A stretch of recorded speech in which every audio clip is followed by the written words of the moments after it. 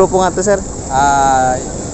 The United Methodist Youth Fellowship and yung 102nd Task G ng First Task Brigade ng Aprascom.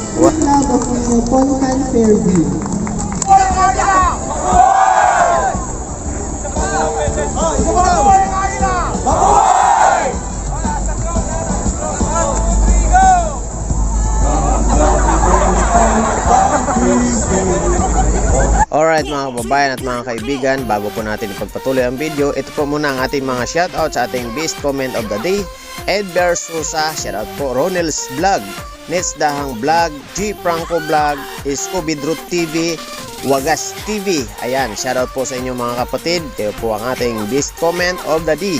Thank you very much. Mag-comment lang po para ma-shoutout po kayo. Next upload, intro po. Please subscribe Kuya Isko Official.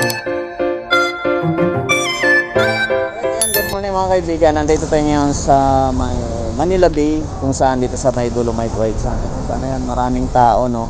Dahil nagkaroon dito ng sama-sama yung mga grupo para linisin itong Dolomite White Sand na ito sa gilid dahil maraming basura. So ang tawag po ngayon dito ay clean up drive. So ayun po, no? So ayan, panoorin natin. So alright yan mga kaibigan, ayan po, no? At ngayon po ay araw ng linggo, October 2022. Oras po natin ay alas 7:45 po ng umaga. Dito po sa Manila Bay, Dolomite White Sand, na kung saan dinaluhan nga po ng iba't ibang grupo. Nandito po may nakikita po tayo ditong Rotary Club. Mayroon din po ditong Eagle, no? Then yung siyempre pinangunahan po dito ng Philippine Coast Guard. So dito sa may Dolomite White Sand or Manila Bay. At syempre po, ngayon nga dito kasama rin natin, may nakita po tayo ditong mga kasundaluhan or EEP, no? Yan, dito sa lugar. Alright, so yan po mga kaibigan. Sisipag nyo set out kayo, set out. Yan, so ating mga tropa, no? Namumulot ng basura dito sa Manila Bay para linisin po yung ating mga karagatan dito dahil nga po dumagsa yung basura, dinala ng hangin nung lumakas yung hangin ng mga kaibigan. Ayan. Yan po mga kaibigan. Ayan po si Sir, no? Dito kasama natin si Sir. Yan, good morning Sir. Good morning. Yan, kayo po Sir ang namumuno dito sa sa IEP natin sa grupo. Yes. Din dalawang grupo Sir yung dala niyo Sir. Anong grupo nga to Sir? The United Methodist Youth Fellowship and yung 102nd Task G ng First Task Brigade ng Aprascom. Wow, grabe. Ang sisipag niyo Sir. Ilan yung tao dala mo ngayon Sir sa araw na ito sa umaga? More or less mga 40. 40, wow. So yun nga, iba't ibang grupo kasi ito Sir. Merong Eagle, merong Rotary Club yata, Yes, nandito rin.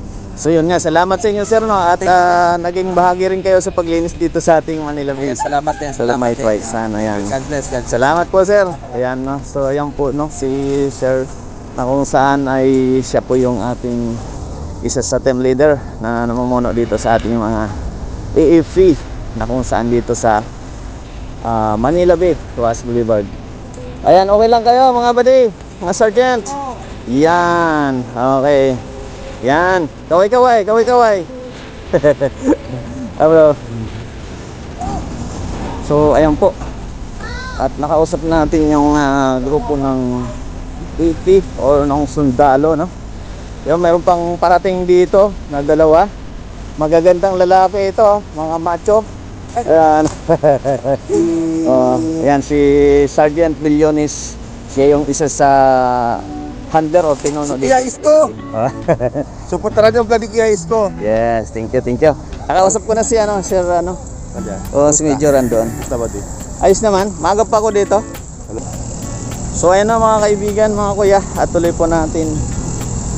Dito tayo sa bandang kabilang side naman, at dito nagkaroon ng ipon-ipon.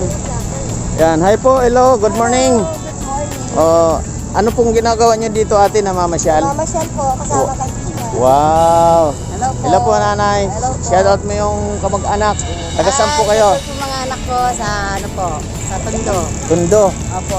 O, panoorin. Barangay 61. O, panoorin niyo po sa channel ko po, Kuya Isko Official. Alright. Yan po mga kaibigan, no? So, lipat tayo roon. Pagkos maingay po doon, merong motor, no? Alright. So, yan kanina, napakaraming basura dito. Naglutang-lutang. Ngayon po ay malinis na.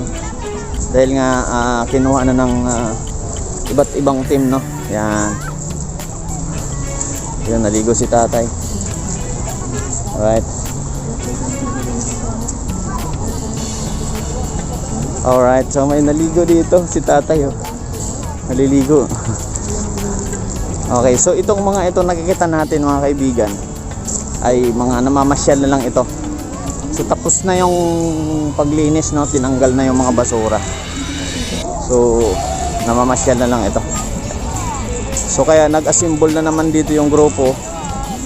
Nag-assemble dito yung grupo at siguro tapos na yung event. Alright, yan. So assemble muli sila. Yung Coast Guard, din yung iba't ibang grupo na nandito. Alright.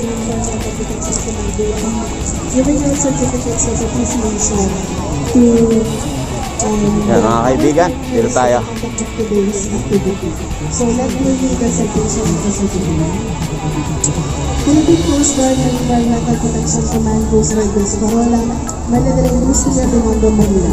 Certificate of Appreciation is presented to RR Recabo Constructors Incorporated for the active participation in the Marine Environmental Protection Command and notable efforts in the conduct of coastal cleanup that will greatly contribute to the climate change mitigation efforts in Franconia and environmental protection initiatives by reducing marine litter.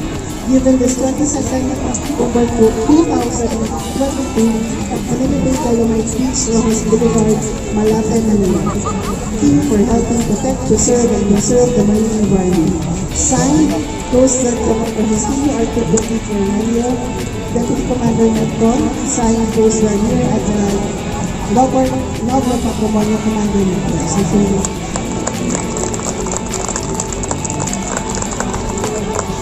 Same citation is also given to Rotary Club of Neapolitan Fairview.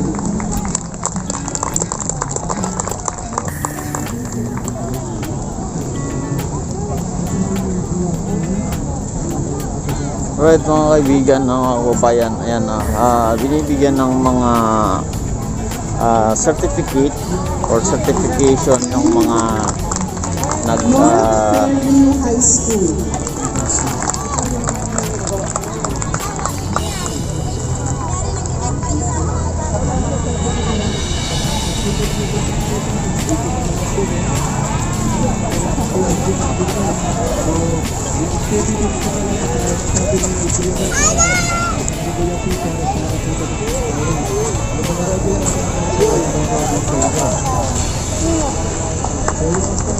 Right, ayan, binibigyan ng award or certification or certificate yung mga nag-participate sa paglilinis dito. Yan, pangunguna nga po ng Philippine Coast Guard. Alright. So yan, may kabilang grupo din dito ng mga kaibigan na tatanaw natin. Ito naman ay grupo ng mga eagle. So marami din ito. Grupo ng mga eagle. Right. Yun, nandito yung mga players, no? Mga basketball players po, mga kaibigan. Ayan, yan, si... Nagde-negosyo na agad sila eh. Mamaya na negosyo. Yan, mga players, no? Ito, mga basketball players.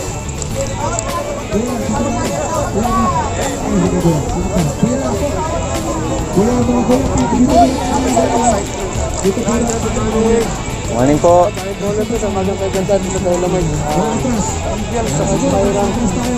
So yung mga kaibigan, no? Dito. At isang grupo ng eagle, no? Marami din po sila. Sige. Tama.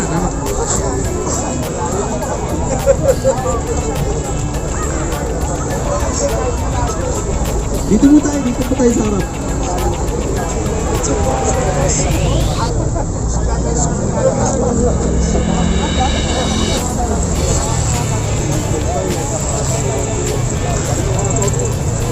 Compress daw po, sabi ng photographer. O yung mga kuya at saka ate, dito po sa harap. Dito po yung... Okay. Oh. Mga ate, hindi daw po kayo makita sa screen. Sayang yung headshot. Gusto po naman sir. In between na lang po para makita yung mga nasa likod.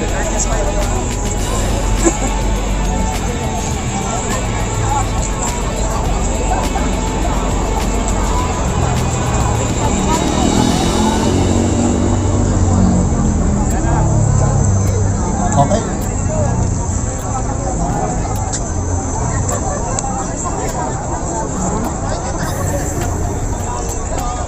Makati pala ito mga kaibigan, no? Makati Eagles Club.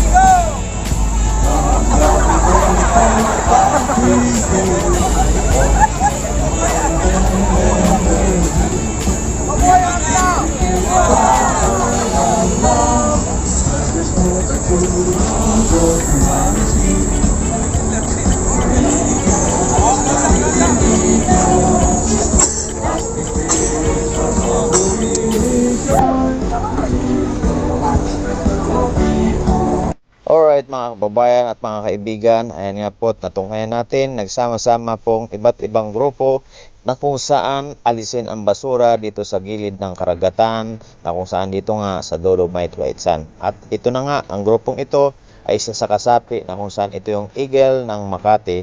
At meron po tayo ditong nakita na isa sa kasama nila, isang mga basketballista, kabilang narito si Bong Alvarez. Kaya maraming salamat po sa inyo. Thank you very much po. Bye-bye.